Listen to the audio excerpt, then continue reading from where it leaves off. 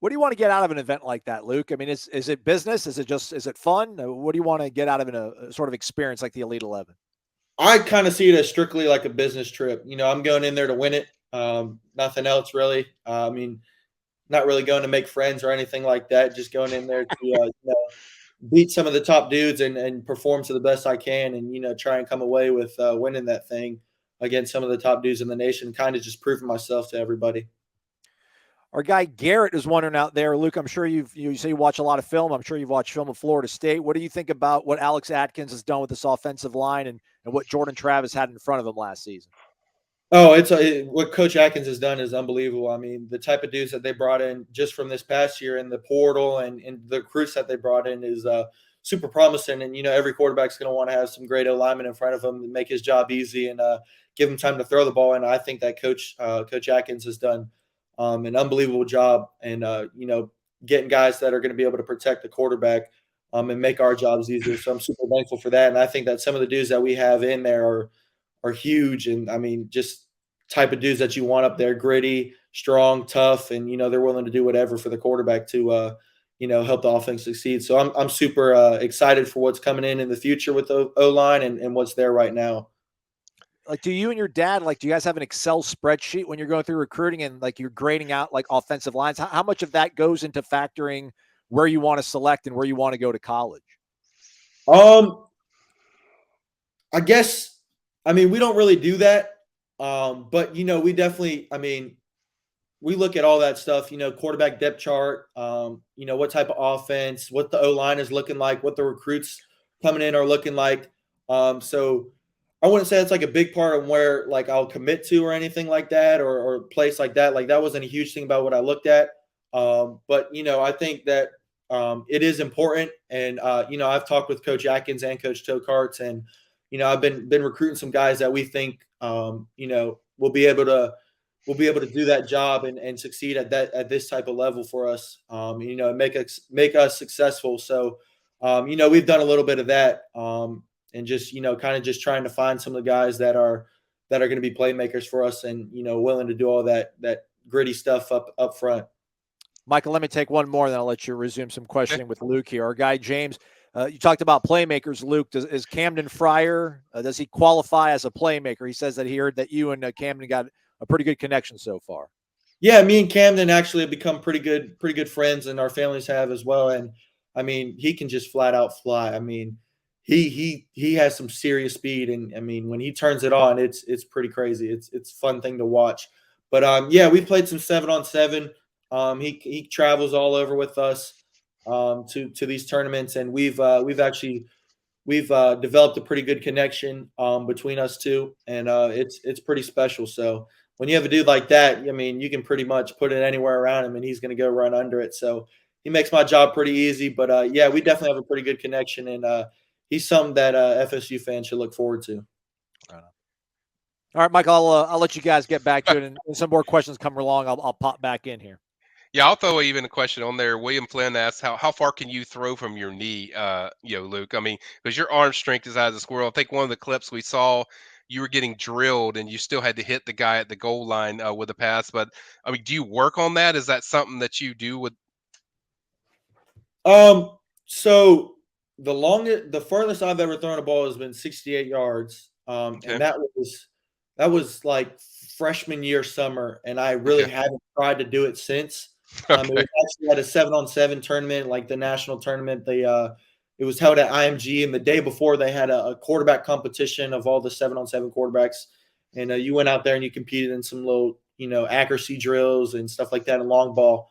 And I actually think I ended up winning the long ball competition, but it was 68 yards, and that was like 2 years ago, and I really haven't done it since. But I mean, really just to increase my arm strength, I do some towel drills when I go out to the field. Just throw a towel around, and that's really what I kind of do to increase arm strength. I do a couple sets of those, but really, other than that, I don't really focus on long ball or anything like that. I mean, I'll go out there and throw to receivers and all that good stuff. But other than the towel drill, I really don't do anything to try and increase arm strength other than work out in that. Right. Going back to we watch a lot of these clips, and Aslan can throw the clips back up. I know which clip we've already seen a few times. You roll out to the left, and I think you get drilled as you're throwing the ball to hit the guy in the goal line. What was that? Walk me through that play, because certainly that was a check down to somebody else where thing was breaking down. But what did you see on that play? Yeah, so actually that was second game of the season. We're down in Miami, uh, playing Christopher Columbus, and it's actually our first drive of the game. They took their kickoff like 40 something yards, and then just like 3 plays put it in the end zone. So we had to come out there and kind of answer it. And so that was our first drive, and it's actually a pretty bad play on my part. I had a pocket right there, but I actually couldn't see Zaquan, the receiver. The dude was so big, I couldn't really see him. So I kind of moved out the pocket to get a better look at him, and I rolled to the left to try and see him, and I actually ended up finding him, and I just got absolutely smoked, but I got it off. Yeah, the And ball. Quan made a huge catch. It was just it ended up working, but it was really I got reamed next week in film because of this play. I Quarterback bet. wasn't very happy about it, but it ended up working, so it's all right. But yeah, Quan made a huge catch. Um, my O-line actually did a really good job of blocking that play. It was kind of just a stupid play on my part, but it ended up working, and just got a touchdown, tied it up at 7-7. Obviously you watch Jordan Travis a lot, and his escapability is incredible. See a lot of these clips where you're running. What is mostly what you're seeing on the plays that break down where you run the ball? Is there design runs, or is it mainly just when the pocket breaks and you see something there you go? Because I don't think people talk about your running ability enough, where you certainly can go. Yes, sir. So we do have a good amount of design run plays for me. Like quarterback draw and quarterback power and jet sweep and stuff like that for me. We have all that good stuff. But a lot of the times there will be I'll see something collapse, and I don't really like what I'm seeing from the receivers. I don't like I think that it's pretty decently covered up. So if I see a hole, I'm out of there real quick. And just offensive line does a great job of moving players to where there's holes for me to escape. So if I see a hole, I'm out of there really. Yeah, yeah, I know.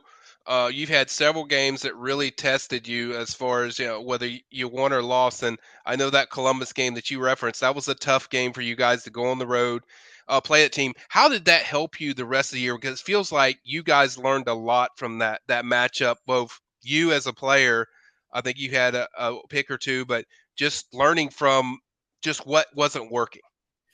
Yeah, it was great. It was the second game of the season. The Y- first game we had, we absolutely blew the team out. So we went in there, hyping ourselves up, thinking we were all this and that. And to be flat out honest with you, they whooped our butts. They absolutely pummeled us.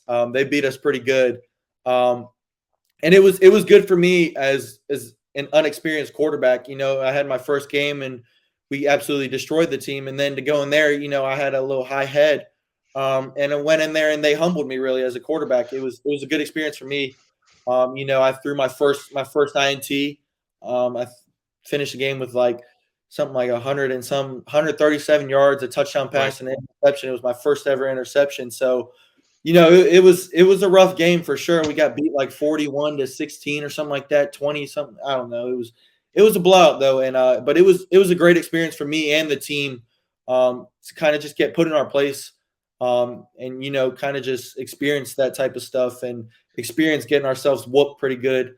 It set us up awesome for the rest of the year. We couldn't take anybody lightly, and just playing that type of competition like Christopher Columbus really set us up to make that state championship run, and actually probably ended up helping us win it. Just showed us that we needed to come together and as a team and kind of get things on track. And so that was actually a great game for us, even though we got killed. Was there tendencies in that game that you figured out like, hey, I wasn't doing this or I wasn't reading this? Was it what was kind of the I guess the issues that were bringing? Obviously, they have a lot of speed because you're Columbus. They're going to have a lot of speed. But what is kind of things that you kind of could see in the film study after that game that you really checked out and saw? Yeah, I mean, I probably watched that film for, I mean, hours upon hours, just breaking it down, and beat myself up. Um, there were some times where, I was very unexperienced. Didn't have a lot of game reps, and I'd a little bit of pressure, and I'd take off. And where I could have just done a little slide and hit an open receiver, but just being so unexperienced, I'd take off, and I'd run for 3 yards and get knocked out of bounds when I could have made a pass for 10, 12 yards down the field. So I just went back and watched that, and then I beat myself up over it. But just as the season went on, it got better and better, and I started staying in the pocket, and I was willing to take those hits if it meant getting the ball off and stuff like that. So that was a great game to learn that, and kind of just see, like, dude, stay in the pocket here. Like, you got an open receiver, just hit a little sidestep and hit him. Don't run out of there at the first sight of pressure. Like, you're going to get hit in the pocket throwing the ball. You're going to have to be willing to do that. And then just, it was just great for me just to get my butt whooped like that. Just, kind of humbled me a little bit. And that was big for me. Yeah, I totally understand. But back to just the legacy weekend, we talked with Cam afterwards, and there was kind of a joking point where, are you and Cam going against each other when who's going to get the most recruits? And Cam had a perfect answer where he said, no, we're just trying to do it together. There's no competition. It's about getting this class together. And it kind of spoke to the type of recruits that Norvell wants here. Is that kind of, I mean, what's kind of the talk when you guys are going after a guy? What is it kind of your mindset of kind of, is there a plan? Is there kind of just, hey, I'll work on this guy or you'll work on that guy? What's kind of the conversation with Cam with recruiting other guys? To be honest with you, it's kind of just, we both have the same mindset of, we want the best players with us. Like, we want people who are going to help us win championships, because that's really our end goal is to win championships. And so we work together to get anybody and everybody. It doesn't matter if you're on the defensive side of the ball or the offensive side of the ball, or even kickers, like special teams players. Like, we're working together to get, everybody that we can to make this class, something special. And I really think that me and him are both doing a pretty good job at that. And just working together, we've also created a great relationship, and me and him are kind of on the same track about just, getting everybody that we can to make this class something special. We really both have the same vision of this class being number one at the end of the 2024, recruiting cycle. We want this class to be number one, and we want to bring in dudes who are not only good players but also good people and have the same mindset as us, and are willing to work and willing to work for that spot, and not just think that everything's given to them. We want dudes who are willing to come in here and bust their asses and put in that hard work and all that sweat and stuff, and also just uphold what Coach Norvell expects from his players. Be a good person, and all that good stuff. And so we're recruiting all dudes like that, and I feel like me and him together are doing a pretty good job. And it's kind of, we're just working together to get everybody that we can. Coming into the last, this is the last thing I was going to ask you. Coming into the season, you're committed to FSU. You're going into this season. FSU had coming off a 5-7 season. I'm sure you heard a lot of stuff about, man, why are you committing there? That's a school that really hasn't done much yet lately. And then they explode for 10-win season. Was there a lot of trash talking after that when they started winning from you? Or what's kind of the mindset of where you see this going with FSU now? I mean, because it's new to me, where I hear a lot of recruits saying, man, FSU is a top 5 program now. It's like, it's the viewpoint of how people view FSU from a national scene is different, but kind of talk about how that's shifted for you when you see the way people view FSU, and even you, how what you see about FSU. Yeah. So when I committed and actually told people I was going to commit, they were kind of like, "Are you sure you want to do that? Like, it's still early. There's still a lot of schools that are going to offer you. Like, I mean, there's a lot of better schools that are going to offer you." And I actually had a conversation with Coach Norvell and my family, and he promised me, word for word, promised me that me and my family in a meeting that he was going to bring them back to where they should be, and back to what they need to be at. And he was going to really put them, back in as one of the top programs in college football. and that they were going to win some championships, and that he promised me that was going to happen, and that they were going to start winning and all this good stuff. And to be honest with you, I flat out believed them, and it paid off. I mean, what they're doing now is unbelievable. And some of the dudes who kind of blew them off and blew FSU off when they were had that 5-7 season, when they weren't winning as many games, and they were kind of down, and they were having down years. Those people that blew them off, I mean, they're regretting it now, because we are one of the top 5 programs in college football right now, and it's hard to get into, because when FSU is up at the top and they're winning, it's a hard place to get into. It's there's a lot of people love this school, and the culture here is awesome, and the fans are amazing, and it's when they're top winning, it's a tough program to get into and get an offer from, because when you're winning and stuff like that, you're going to take the top guys. You don't really have room for anybody who's not a top guy and who's not willing to do all the hard work and stuff like that. So a lot of recruits have actually ended up missing out on this train. And I'm just happy to have been offered and to believe Coach Norvell, and me and my family talked about it, and it's actually one of the best decisions I've ever made. Luke Kromenhoek, man, jazzing y'all up, man. Hit the thumbs up for that one. I know y'all are excited. A lot of folks commenting about how impressed they are with the way you're carrying yourself on here. So we do appreciate you taking some time out. If you don't mind, I'll ask you a few more questions before we let you get going here. Do you play lacrosse, Luke? So I did play lacrosse. Okay. I decided that that wasn't the best thing anymore. So actually, getting hit with the stick and all that stuff, I'm not afraid of contact and afraid of getting hit, but it's probably not the smartest thing.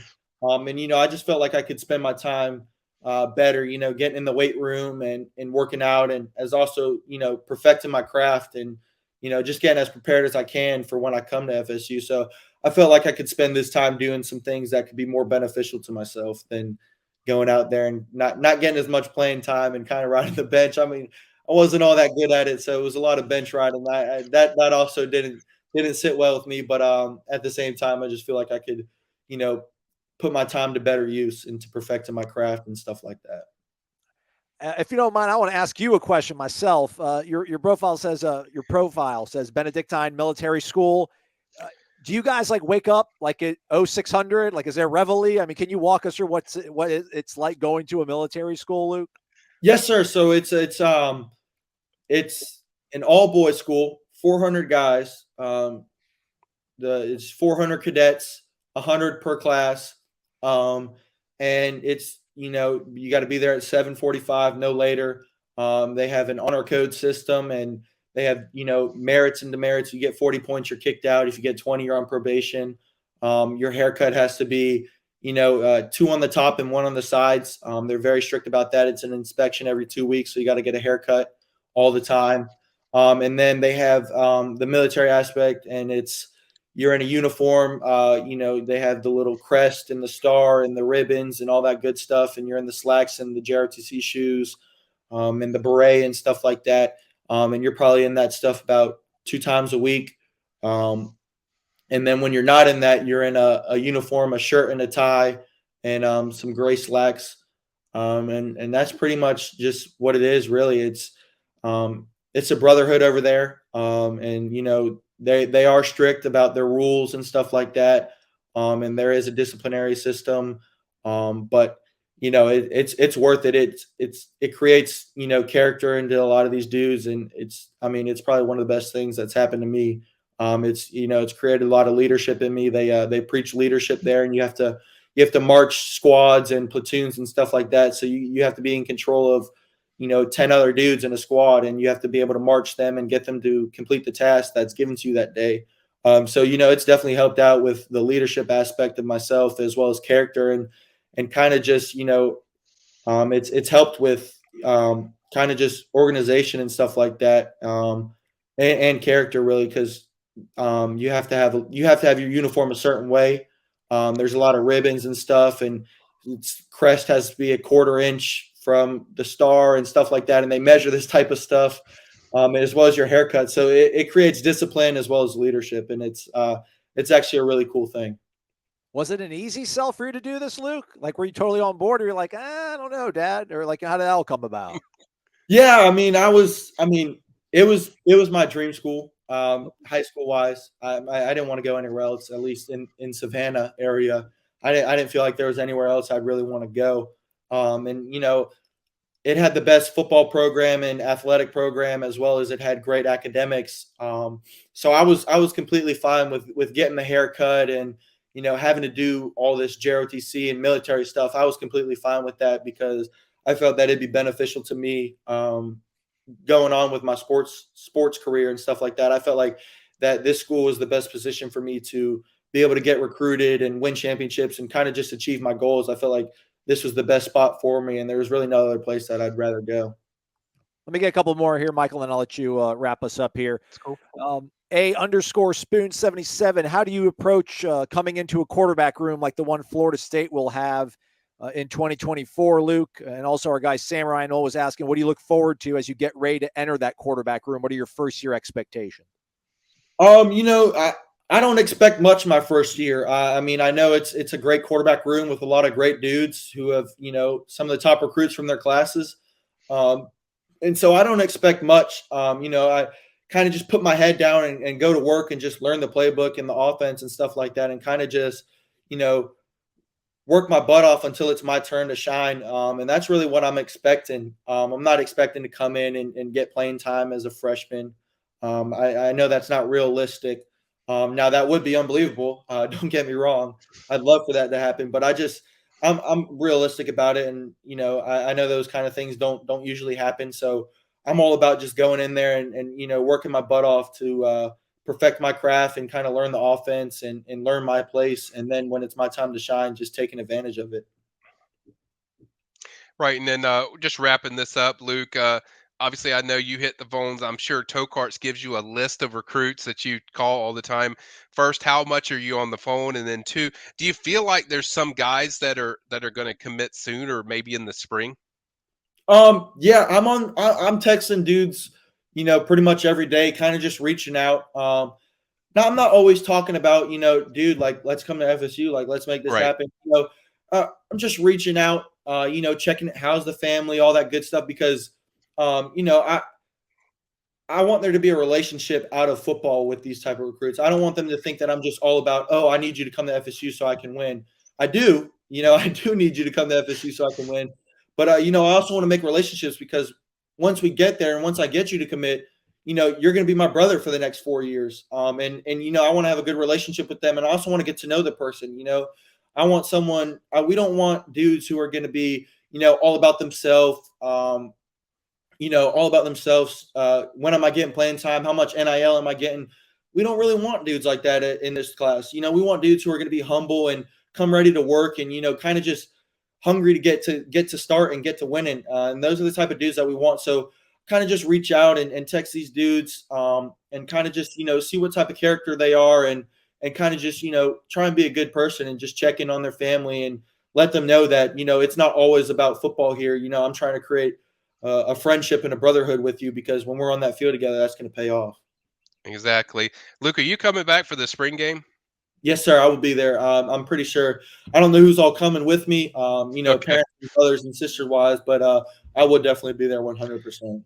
Well, Luke, speak for Aslan and me. We greatly appreciate all the feedback. I love breaking down film with you. That was a lot of fun. And I think speak for us too. We hope Benedictine, hopefully you guys can repeat and see what you can do for a back-to-back title. But thanks so much for coming on the show today, bud. Yes, sir. I appreciate y'all for having me on, and thank you to everybody who tuned in. Thank you. Yes, sir. Luke Kromenhoek, everybody. Thanks again, man. We appreciate the heck out of you, man. Best of luck. Yes, sir. For sure. I appreciate y'all having me on. It was a great time.